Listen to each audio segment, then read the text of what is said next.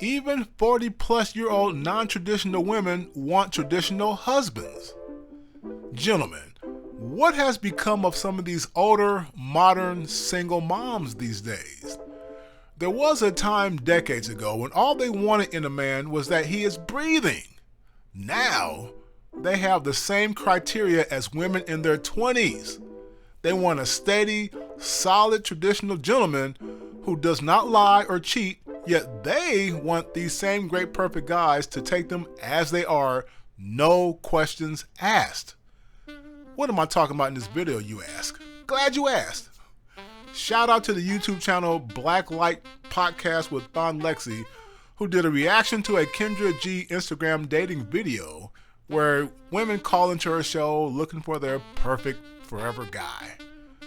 I like the Blacklight Podcast channel as it saves me time watching Kendra's channel, and he provided a good analysis of this particular sister, so be sure to check him out. But just to recap, let's call the lady Brenda, not a real name. Brenda is 48, has 4 kids, a 28-year-old, a 23-year-old, and 8-year-old twins. In fact, let Brenda explain their ages herself. No. You had all 3 of your kids when you got married? I had, actually, no. Let me back up. I had my 2 oldest with me and my husband. How old are your kids? 28, 23, and 8-year-old twins.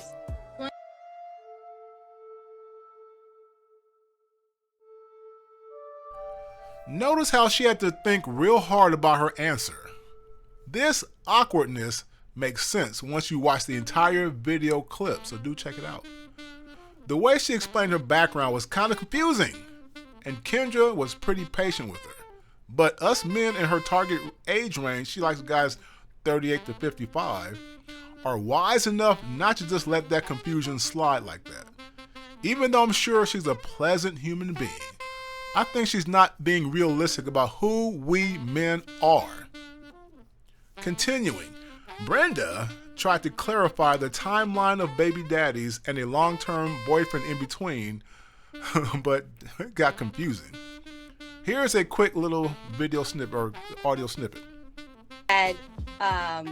Actually, no. Let me back up. I had my 2 oldest with me and my husband broke up, and then I had my twins by a long-term relationship when I was in a long-term relationship. So your husband, was in between my older 2 kids. Okay. But the guy that married, so he married you with 2 children? Yeah. Okay. And then your twins are by a different man? Yep. But you only been married once, right? I've been married once. Okay, we just see somebody in the background. Yeah. Okay, so you heard that. Keep that in mind. She goes on to tell us that what she does for a living. 1, she's a personal chef and caterer. 2, she works in higher education, whatever that means. And 3, she's finishing up a doctoral degree in business administration. Did you catch all that? So far, we got some questionable decision making in the past with all the guys, and now we have a busy but uneven sounding line of work, which sounds like no time for a relationship.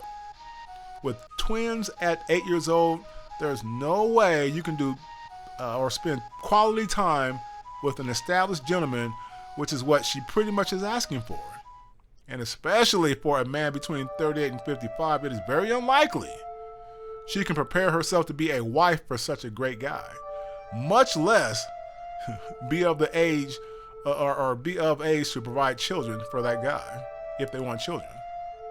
So she is already reducing the population of available men to over 50, really. Forget about 38-year-old guys, given her circumstances. Older women need to realize men are not stupid. We will immediately identify the red flags. Now, I'm not being mean here. I'm going to clarify and specify that once again. Not trying to be mean. I wish I could download my experience with women from decades ago into my younger brothers out there to understand. But long story short, the gap between what older women expect versus the pool of men who might be willing to date them is the widest it's ever been. In other words, the delusion gap is very, very wide, which will result in a massive increase of women being alone as they get up there in their 50s and 60s. If you've ever watched a Kendra G show, she likes to ask women their zodiac sign. And if you watch my other videos, as harmless as astrology might seem, it comes from the spirit of witchcraft. Why men today ignore this red flag is beyond me. Gentlemen, if you find a woman who says she does not do astrology, count that as a big plus. Women who cling to zodiac signs do it because they can't control their emotions and curiosity about the future. Kind of like the spirit of Eve, where they are never satisfied with the way things are, but will seek help from the other side to get answers for the future. Those women who don't dabble deeply in it can be redeemed. You can steer them from it, but do you want to take that risk? All right. So Brenda would later say she's looking for a guy who is funny, has morals, gives back to the community, loves his family, does not lie, knows what he wants in a relationship, has to have a vision for where he wants to go, wants him to dress nice, be confident in his looks, is financially stable in whatever he's doing. Oh boy, whatever. What kind of guy she been dating? This is how you know she doesn't have time to prepare to be a wife and to be a proactive kind of person at presenting herself to the kinds of guys, the kinds of successful gentlemen she wants. Wife preparation takes time, and she can't have time between 8-year-old twins, working on a big old PhD, being a personal chef and caterer in her business, all that stuff. And then, if she does get prepped to be a wife somehow, she still has her background to overcome when talking to such guys. Not trying to be critical here, not trying to be mean, but she should tone down that long-ass list of criteria for men and just hope for a down-to-earth guy who can breathe. She's looking for a traditional gentleman with swag, that's what she said, but she had all this non-traditional background going on. For example, she was last intimate with a guy a month ago, but she broke it off with him because he and her were not being serious with each other. Well, that's what they say. She was able to sneak that little thing past Kendra, but men will see that as either one of two things. He smashed and passed, or she wanted more from him after they smashed, but he wanted to stay casual because of her multiple baby daddy sketchy marital timeline situation in the past. So sadly, there are a lot of women who are not getting good advice on tough situations like this.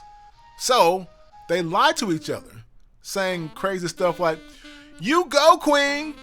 Don't waste time with guys who ain't serious.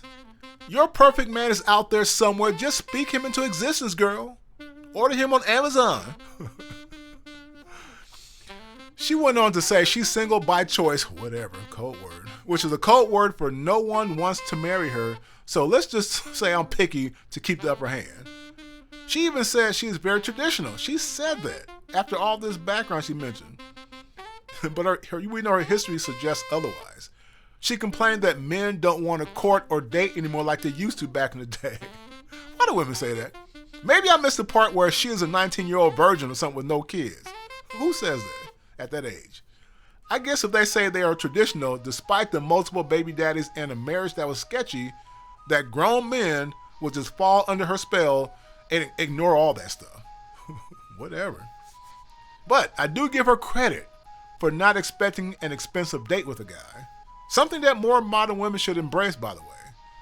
But why on earth do modern women ask for traditional men, but they themselves are far, far away from traditional?